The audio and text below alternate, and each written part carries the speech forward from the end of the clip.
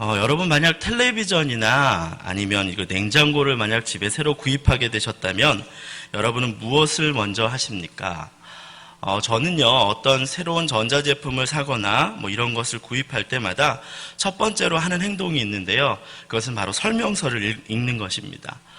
물건이 가지고 있는 기능은 도대체 무엇이고 또 어떻게 사용해야 하며 또 그리고 고장을 일으키는 경우는 무엇인지를 꼼꼼하게 읽는 습관이 있습니다. 그래서 그런지 저는 한 번 산 전자제품을 고장 없이 좀 오래 쓰는 그런 경향이 있습니다. 이 설명서에는요, 이 기계를 가장 안전하게 사용할 수 있는 법을 알려줍니다.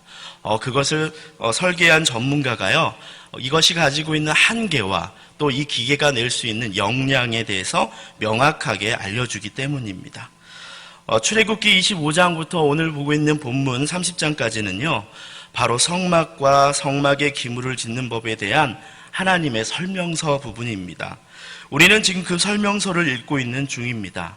어떤 성막의 크기와 그리고 모든 집기들을 어떻게 배열해야 하며 그리고 오늘 마지막으로 성막에 쓰이는 거룩한 관유와 향에 대하여서 알려주시고 있는 것입니다.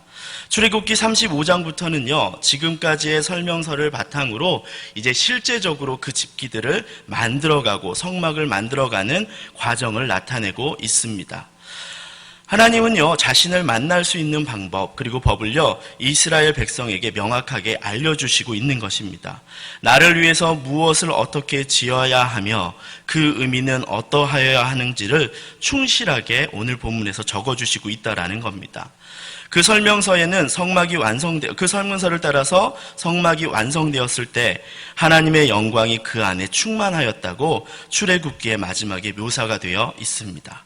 출애굽기는 이렇게 하나님의 통치가 있는 나라, 또 하나님의 주신 법을 가진 사회, 그리고 하나님의 백성인 이스라엘이 완벽하게 완성되고 있는 모습을 담고 있다라는 것입니다. 이 모든 과정이 바로 하나님의 인도와 방식을 따라왔기 때문에 가능했던 것입니다. 그래서 출애굽기 40장에는요, 성막을 봉헌하니 성막에 하나님의 영광이 충만하여 심지어 모세도 들어갈 수 없었다라고 얘기하고 있습니다. 자, 오늘 본문은요, 바로 성막을 만드는 법에 대한 마지막 설명서, 바로 거룩한 광유와 그 다음에 분향단에들을 향을 만드는 법에 대해서 말하고 있습니다. 두 물건의 특징은 첫 번째, 하나님이 친히 만드는 법을 지시하셨고 그 자체로도 거룩하다 명하셨다라는 것. 그리고 성전 기물에 바르고 아론의 자손만이 그것을 바르거나 향을 맡을 수 있었다라는 것입니다. 그리고 이 거룩한 관유와 향은 하나님이 친히 거룩하다고 명하셨으며 그것을 바르거나 맡는 자도 또한 거룩하게 된다라고 오늘 본문에서 이야기하고 있습니다. 본문 29절부터 30절을요, 이 시간에 한번 같이 읽어보도록 하겠습니다. 본문 29절인데요, 찾으셨으면 같이 읽도록 하겠습니다.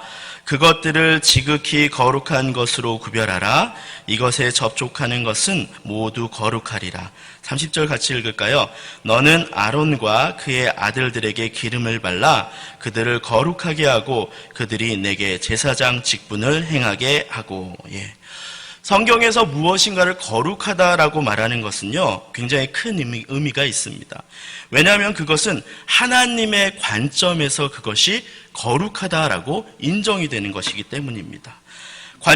그 기름을 바름으로써 죄가 없는 자, 또 영광이 충만한 자가 된다라는 것이에요. 그 향을 접함으로써 거룩함에 함께 참여하게 된다라는 의미를 가지게 된다라는 것입니다. 그렇다면 오늘 본문에 나오는 거룩한 광유는 어떤 성질들을 가지고 있을까요? 본문 23절부터 25절까지는 바로 향기름, 곧 관유를 만드는 법에 대해서 이야기합니다. 이 5가지의 재료를 언급하고 있죠. 액체 모략과 향기로운 육개, 또 향기로운 창포, 계피, 그리고 감람기름을 말합니다. 모략은요, 발삼나무에서 채취한 당시의 약재로 사용되었던 것입니다. 그래서 소염과 염증 또 균을 죽이는 방부 효과에 특별히 좋았다고 합니다. 육개는요, 계피과의 식물인데요. 계피보다는 향이 강해가지고 어떤 향을 내는데 주로 사용되었던 그런 나무라고 합니다. 그래서 본문에서도 육개를 설명할 때 그 앞에 향기로운이라는 수식어가 붙여져 있는 것입니다. 계피는요, 살균과 벌레와 뱀이 오지 못하게 한다고 합니다. 창포도 육개와 같이 당시 향을 내는, 그래서 향기로운이라는 수식어가 붙어 있는 것이죠. 그래서 향을 내는 재료로 많이 사용된 것입니다. 마지막으로 감람류는요, 우리가 알고 있는 올리브 기름을 말하고 있습니다. 하나님은 이 재료를 섞어서 향기름을 만들도록 지시하시고 본문에서 증거계와 회막과 상과 모든 기구와 등잔대 그리고 분향단과 물두멍과 그 받침에 바르라고 말합니다. 심지어 그렇게 바르고 나서 그것과 접촉하는 자도 또한 거룩하여진다라고 말하고 있습니다. 향유의 재료는 우리가 볼 때 그렇게 특별한 재료라고 불릴 만큼 그러한 재료는 없습니다. 도리어 조각목으로 만든 기물들과 가죽과 털, 실로 만든 회막이 병충해의 해를 입는 것을 막거나 아니면 어쩌면 기물들이 녹이 쓰는 것을 막는 데에 더 유리해 보이기까지도 합니다. 하지만 하나님은요, 이 기름을 바르는 것들, 그것 자체가 모두 거룩하다고 말씀을 하십니다. 평범한 기름이 하나님의 선포로 지극히 거룩한 물건, 거룩한 사람이 된다라는 것입니다. 동일하게 오늘 본문 34절부터 36절까지는 이 향에 대해서 말하고 있습니다. 그 향의 출처 또한 보면 평범합니다. 소합향은요, 모략으로 만들고요. 나감향은 향조개의 껍질에서 채취한 향입니다. 풍자향은요, 고무수직과의 나무에서 추출한 것인데 이 냄새가 굉장히 지독하여서 독충을 쫓는 데 주로 사용되었다라고 합니다. 그러나 그것이 다른 향과 섞일 때는 다른 향의 냄새를 배가시켜주는 촉매 역할을 하는 중요한 것이라고 합니다. 유향은요, 유향목에서 채취한 향기를 가진 송진액과 같습니다. 그래서 그 끈끈한 성분이 향을 하나로 모아주는 특징을 가지고 있다라고 합니다. 마지막으로 소금입니다. 소금은 우리가 잘 알다시피 멸균을 할 때 많이 사용됩니다. 그래서 오늘 본문 35절에는 마지막에 말하기를 소금을 쳐서 성결하게 하고라고 이야기하고 있는 것입니다.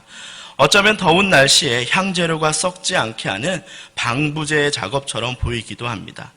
그러나 하나님은 이 평범해 보이는 관유와 향에 대해서 거룩하기에 너희들은 절대 이것을 하나님의 일 외에는 사용하지 말라라고 명시하고 계십니다. 왜냐하면 관유와 향 자체가 거룩하게 하는 것이 아니라 하나님이 그것들의 본질을 거룩하게 하시기 때문입니다. 그리고 거룩하다 선포하셨기 때문입니다. 여러분, 한 줌의 흙이었던 아담이요, 하나님의 기쁨, 거룩한 존재가 될 수 있었던 것은 그 안에 하나님의 생명이 있었기 때문입니다. 그 본질을 모르는 이스라엘 사람들이 만약 관유와 향을 무분별하게 사용할 경우 그 본질은 원래의 의미를 잃게 되고 말 것입니다.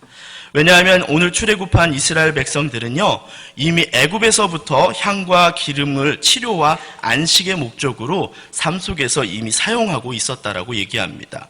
애굽에서는요, 사람이 아플 때 치료의 목적으로 그 이마에 원을 그리면서 올리브유나 아로마 오일을 바르는 풍습이 있었다라고 합니다. 기름을 몸에 바르고 향을 맡는 행위가 이미 그들에겐 굉장히 익숙한 문화였기 때문입니다. 또한 신약 마가복음 6장을 한번 보면요, 이런 게 나오죠. 전도 여행을 간 제자들이 이스라엘 지방을 돌아다니며 병든 자를 치료하고 올 때에 많은 귀신을 쫓아내고 많은 병자에게 기름을 발라 고치더라라고 말하고 있습니다.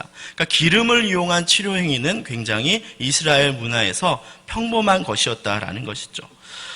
본질을 모르면 형식만 남게 되고 형식만 남은 것은요, 본질마저도 무너뜨리게 된다라는 것입니다.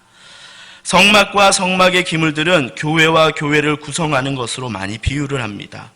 하나님의 지혜로 만들어진 아름다운 성막의 기물들이 매일매일 거룩하게 되는 것은 하나님의 명하신 관유와 향 때문이었습니다.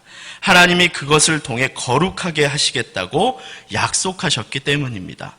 이처럼 하나님의 철저한 계획과 준비로 만들어진 그 하나님의 형상인 우리가 거룩하여질 수 있는 것은요, 우리의 노력이 아니라 예수 그리스도의 피의 언약을 통해서 우리는 거룩함을 입었습니다. 그래서 우리는 이 교회의 구성원이 된 것이죠. 하지만 매일매일 그 하나님의 자녀로서 내 스스로 가치를 잃어가는 것 같은 그러나 하나님께서 매일 지켜주시고 거룩하게 만들어주시는 것은 바로 성령이 우리를 매일 기름 붓기 때문입니다.